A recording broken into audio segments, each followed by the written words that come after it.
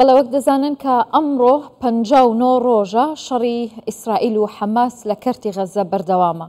ژمارە و کەسانەی کە لە کەرتی غەزە گیانیان لەدەستداوە بۆی بردومانەکانی ئیسرائیلەوە نزیک دەبێتەوە لە 16,000 کەس. ئەمە لە کاتێکدایە کە ئیسرائیل بانگەشتیەوە دەکات کە هێرشی وشکانی بۆ سەر باشووری کەرتی غەزەش دەست پێ دەکات.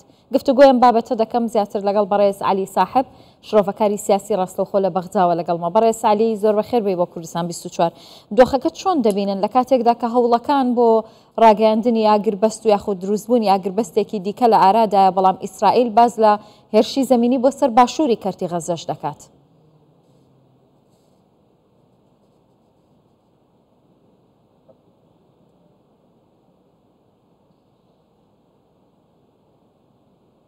نعم السلام عليكم ورحمة الله بەڵێ سڵاوتان لێبێت.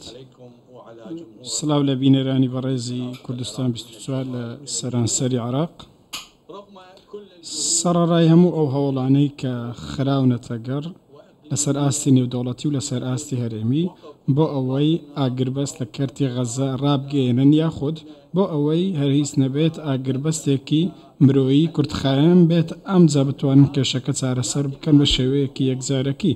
بەڵام تەواوی ئەم هەوڵانە وەکو دەیبینن لەلایەن زایۆنیەکان و ئەمریکەکانەوە ڕەت دەکرێتەوە. هەموو ئەو ئەرکە مرۆیانە ڕەت دەکەنەوە کە لایەنەکان دەیگرنە بەرتەنانەت هەموو جۆرە گفتوگۆ و تاوتوەیەکیش ڕەت دەکەنەوە، چونکە ئیسرائیلی داگیرکەر ئێستا بیر لەوە دەکاتەوە کە تەواوی خەڵکی فەڵەستین بە یەک جاری لە ناو ببات و بنبڕیان بکات کە ژمارەیان 2 ملیۆن کەسە.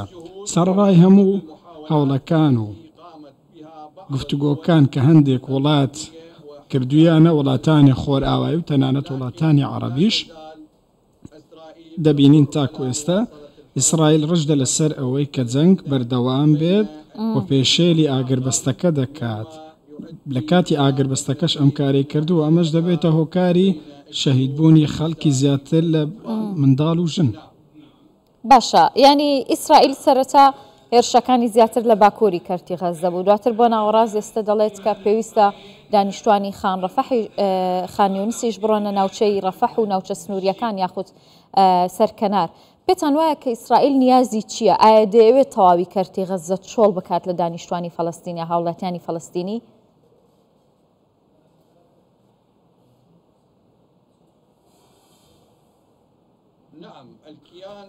بەڵێ، قوارەی زایۆنیزمی ئیسرائیلی سیاسەتی زەوی سوتاو بەکاردەهێنێت لە شەڕکردن لەگەڵ حەماسدا.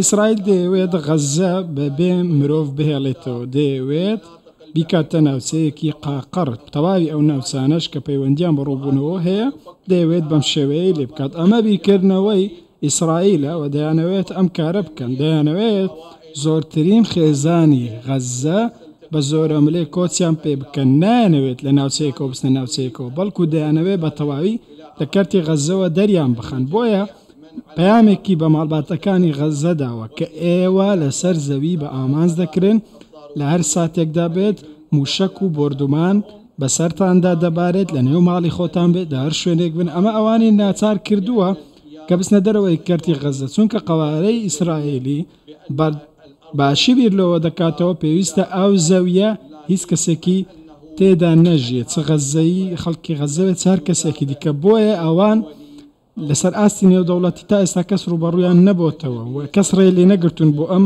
شتە، چ لەلایەن وڵاتانی بیانیەوە بێت، چ لەلایەن ئەنجومەنی ئاسایش و نەتەوە یەکگرتوەکان، تەنانەت لەو لووتکە ئیسلامی عەرەبیانش. بەڵام پرسیارەکە ئەوەیە کە بۆچی لە کاتێکدا نزیکەی 16,000 کەسی سڤیل لە ماوەی کەمتر لە 2 مانگدا لە غەزە کوژراون، بۆچی ینی هەتا ئێستا وڵاتانی عەرەبی وڵاتانی ئیسلامی ینی هەڵوێستێکی جدیان نەبووە بەرامبەر بە غەزە؟ ئایا ناتوانن ڕوبەڕووی ئیسرائیل ببنەوە، یاخود ئەوە هێزە خۆراواییەکانن وڵاتانی زلهێزی جیهانن کە لە پشتی ئیسرائیلەوە دەیانەوێت ئەمە بەردەوام بێ؟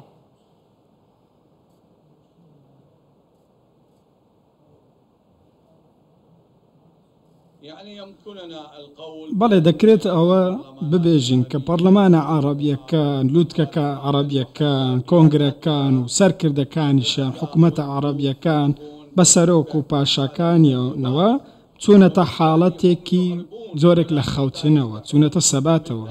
بۆیە ئەوان بێتوانان لەوەی کە فشار لەسەر ئیسرائیل بکەن و بتوانن ئەم شەڕە بە یەکجاری بوەستێنن. هەر بۆیە تەواوی وڵاتانی عەرەبی شکستیان هێناوە بە وڵاتە ئیسلامیەکانیشەوە بە هەموو ئەو وڵاتانەی کە باسییان دەکەن لەسەر ئاستی جیهان هیچیان نەیانتوانیوە لە بەرامبەر ئیسرائیل ڕابوەستن، لە بەرامبەر زایۆنیزم ڕابوەستن، تەنیا خەریکی سەرکۆنەکردن و داوای ڕاگەاندنی ئاگربەست دەکەن. هەندێک هەوڵی شەرمنانەش هەن لەلایەن هەندێک لایەنەوە بۆ ئەوەی هاریکاری مرۆیی کەم بنێدرێت بۆ کەرتی غەزە، بەڵام ئەمڕۆ غەزەیەکان فەڵەستینیەکان پێویستیان بە هەڵوێستێکی جددیە لەلایەن وڵاتانی عەرەبی و وڵاتانی ئیسلامیەوە بۆ ئەوەی بتوانن زۆرێک لە متمانەیی لە ئەرخەیانیان پێبەخشن، بەڵام وا دیارە بێ متمانەیی دروست بووە. زۆر سپاس دەکەم بەڕێز سالی ساحب شرۆڤەکاری سیاسی ڕاستەوخۆ لە بەغدا میوانم بۆی دەست خۆش.